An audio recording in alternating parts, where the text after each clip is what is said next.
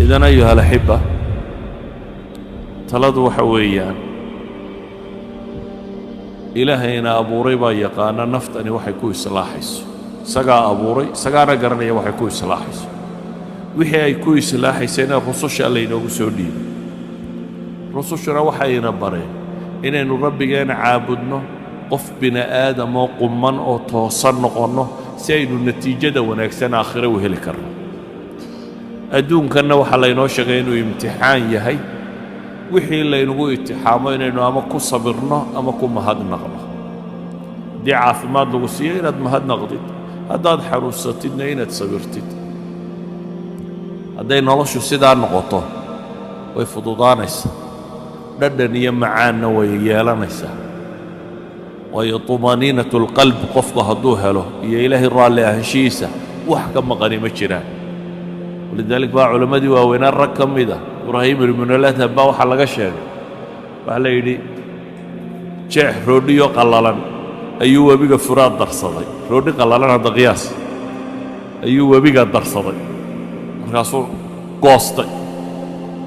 nimcadaannu hayna hadday boqortooyadu ogtay buu yidhi way nugula diriri lahayd ninkaasi roodhi engegan buu adduunka sitaa wuxuu ku iidaantayna waa biyo meel maraya webiguu daraya si uu u raamin karo waxaanu leeyahay low calamat ilmuluuk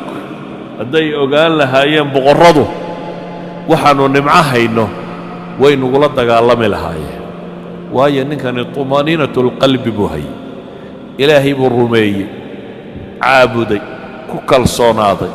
noloshuu u arkayay waxa ay tahay dhadhankeeduu garanayey nolosha hadafka laga rabuu garanayey sidaa awgeed bay u fududayd oo u arkayeen nin cala ariiqa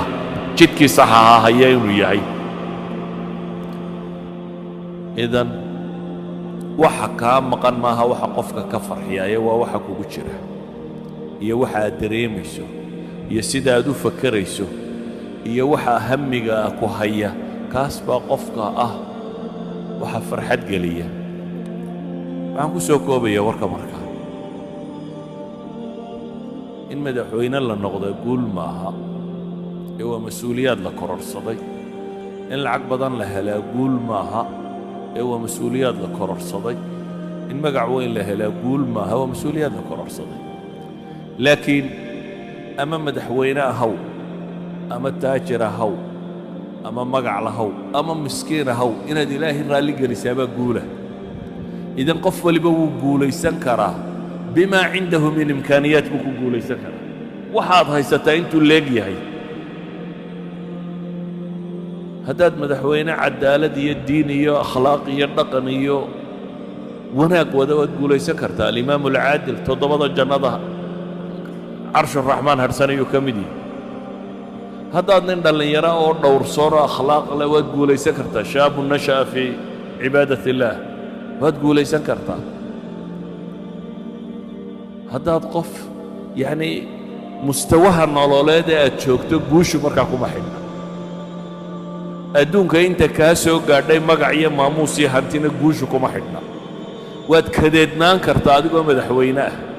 waad kadeednaan kartaa adigoo taajir ah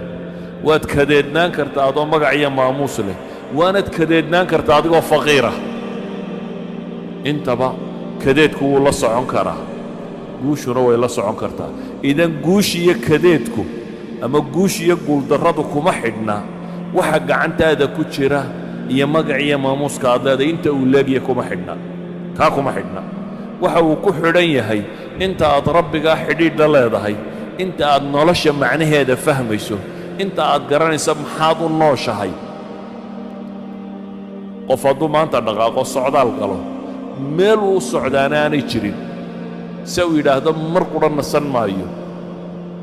ow daalo daalo daalo muxuu kororhsado xaba mu kororhsan soo maaha laakiin haddaad hadaf leedahay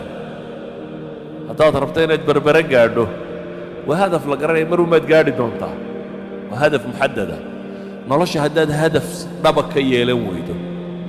60 sano ama 70 sano lagu siiyey way dhammaanaysaaye haddaad hadaf ka yeelan weydo waa inaad rabbigaa raalli geliso jannana raadacaysatid naarna ka badbaadid hadafkaa haddaad xaqiijin kari weydo noloshu qiimo ma leh wax kastoo agtaada yaallana qiimo ma leh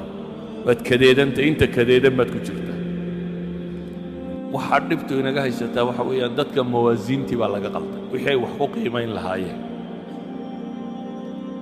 waxay wax ku qiimayn lahaayeen baa waxa laga dhigay wax bini aadamku ka qiimo badnaa gaadhi iyo daar iyo waxaas maaha wax lagu qiimayo qofkii mise daarood buu leeyahay qiimihiisu maaha mise gaadhu wataana qiimihiisu maaha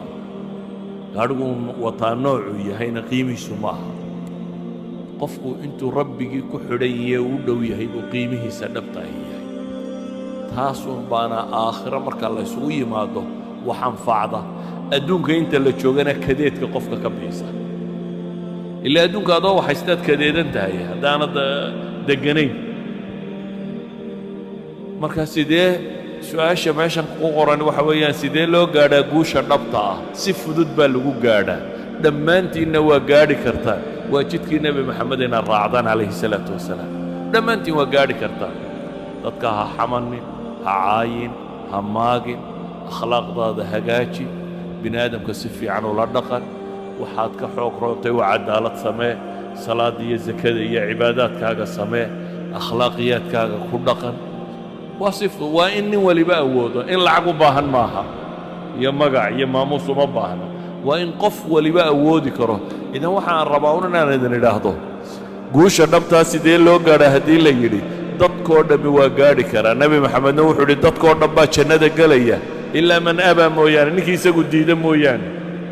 dadku jannaday wada gelayaan buu nebigu yidhi ninkii diida mooyaane oo yaa diiday baa la yidhi oo wuxuu yidhi ninkii i raacaana jannu geli buu nebigu yidhi calayhi salaatu wasalaam dee ninkii diidaana ay raaci waayaan isagaa diiday idan inaad guulaysataa kuma xidhna inaad yar tahay iyo inaad weyn tahay kuma xidhna inaad lacag haysato iyo inaanad haysanin kuma xidhna inaad madax tahay iyo inaanad ahayn kuma xidhna inaad cilmi badan tahay iyo inaad cilmi yar tahay waxay ku xidhantao keliya itijaaha nololeed xagga aad u jeedisa directionka aad u jeeddeen raacaysa ma waddada xagga ilaahay qabataad maraysaa mise waddada xagga naarta qabataad maraysaa waddada xagga ilaahay qabata waad mari kartaa adoo lacag liyo adoo faqiir iyo adoo waxhaysta iyo adoo maamuus laba ta xagga naartana intaba waa lagu mari karaa labadaa waddo inaynu kala dooranno ayuunbay ku xidhantahay guushu inta ay leeg tahay ilaahay waxaan ka baryayaa subxaanahu wa tacaala inuu طariiqa xaqa ayna tusiyo اللهم أرنا الحق حقا وارزقنا اتباعه وأرنا الباطل باطلا وارزقنا اجتنابه